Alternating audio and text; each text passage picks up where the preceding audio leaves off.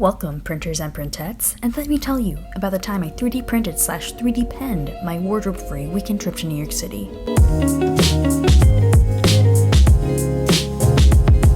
Before we get started, make sure you stick around to the end of the video for a special reveal. Hi everyone. I realized I always forget to introduce myself when I make these videos, so hi, my name is Crisia and I like to 3D print clothes. Well, that's it. Back to the video.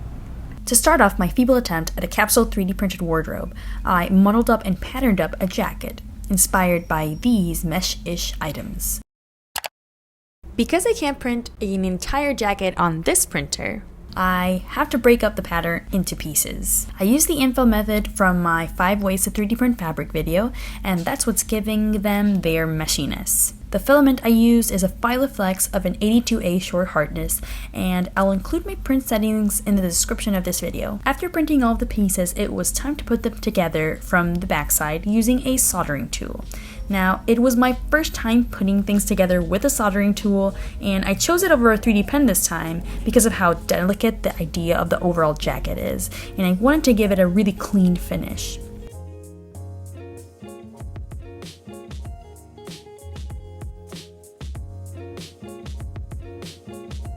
The seams look really great, but if you are thinking about using a soldering tool, make sure you're using it in a well-ventilated area. In some parts of the jacket, it kind of got away from me and I poked some holes on the beautiful mesh.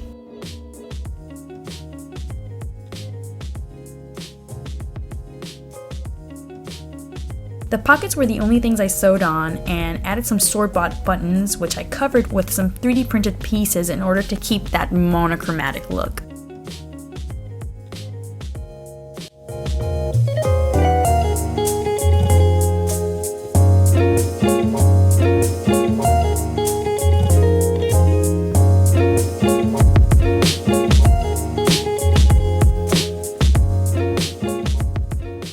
I added some features that are signature of jean jackets. Typically, they are a result of actual sewing, but in this case, they're just accents to make it look more jackety. I took this puppy out for some bubble tea on the first day of the trip and paired it up with my also 3D printed Only Fits Essentials egg purse.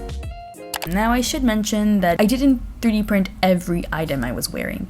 Basics like pants and white tees were just good old regular clothing items. I only 3D printed the accent pieces for each outfit. Back to the jacket. I realized I had little to no footage of me actually wearing the jacket, so I also wore it when I got back home and took a trip to the fabric store. Here's some close-ups of them details. The jacket is really light, and the moment you put it on, it does feel pretty cool against your skin, but it starts to warm up and match your body temperature pretty quickly.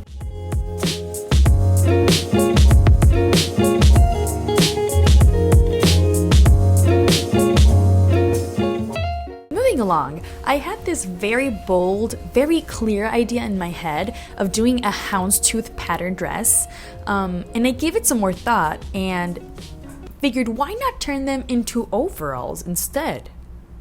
I had a non-3D printed overall dress that I made a while back, so I just used that pattern and turned it into a digital pattern. I traced up a houndstooth pattern and intersected it with the overall pattern. Okay, let's get nerdy and talk through this in a bit more depth. I intersected all of those houndstooth pieces with the overall pattern piece, and essentially I had the front and the back of the overall just cut up into little pieces.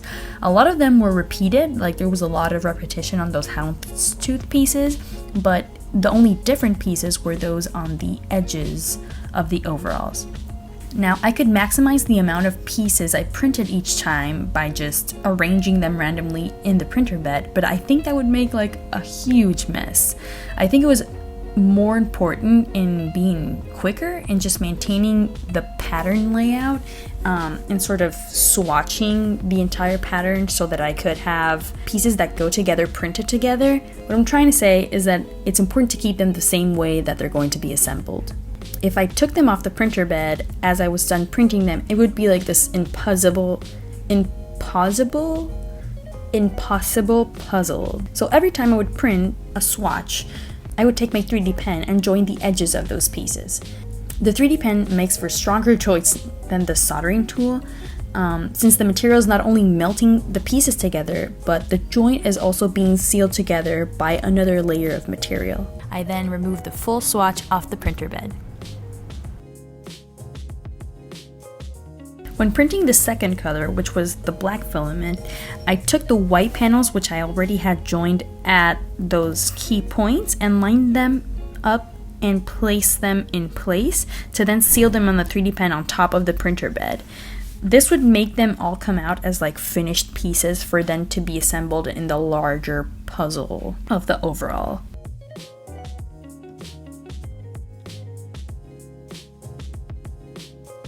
After that, it was a matter of putting all the individual swatches together to build that final overall piece. Okay, so this is the front part of the overall dress, which I finished a few hours before my flight. However, while making the backside of the dress, I just ran out of time. Thankfully, I printed out all of the pieces and took them with me on the trip. I did, however, forget my 3D pen at home, and I actually wasn't sure if I could bring it on me as a carry-on item on the plane. So I stopped by a hardware store and picked up a cheap soldering tool and tackled the overall dress the morning before I was supposed to take it out. And I didn't finish it, so I had to improvise and wear something else. But that doesn't matter, I still had my 3D printed purse though. I reprinted my map bag in this beige FiberFlex filament for this trip. But I didn't give up on the overall dress, and I finished it right in time before the final day of my trip.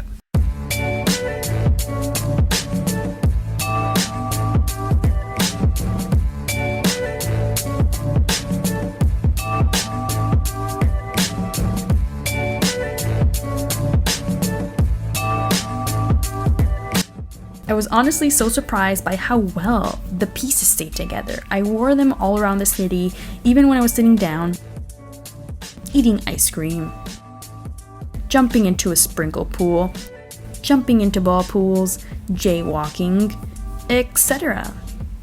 You know, just doing New York things.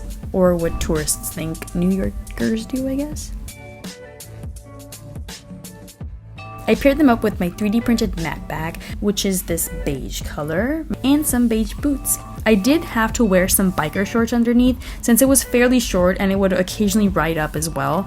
Also, the 3D pen joints would scrape against my thighs a bit and it would be kind of a rough surface to wear all day long, so the biker shorts definitely helped. Something I realized was that the 3D pen joints held up much better than the soldered joints. I got some holes on the sides in places that were at a bit more tension or that I would occasionally hold up to sort of yank my overalls a bit down, so I fixed these with a 3D pen when I got back home. And then I started thinking, what if I were to wear the ultimate 3D printed outfit?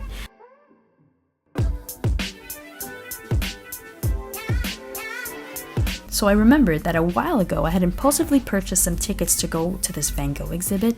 I switched up the look and wore the overalls with a black turtleneck this time, because nothing says art gallery like a black turtleneck, am I right? The bandana was printed in individual pieces, and I have a link to the STLs in my description if you want to print one for yourselves. The sandals are from my sandals video, and I was ready to get some Starry Night footage.